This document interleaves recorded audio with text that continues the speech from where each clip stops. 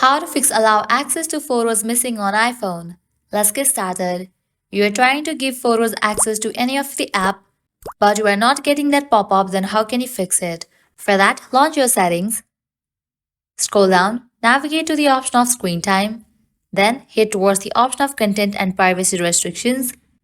Now at the very top, you will see the option of content and privacy restrictions. Disable for this option. Then you can head back, close this. Now launch the app for which you want to give the photo access.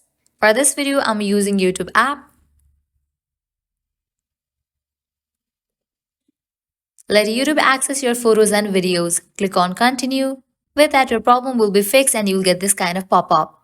Now I can click on the option of allow full access. Well, this way you can easily fix allow access to photos missing on iPhone. At the end, if you guys find this video helpful, don't forget to like, share and subscribe to our channel. Thanks for watching.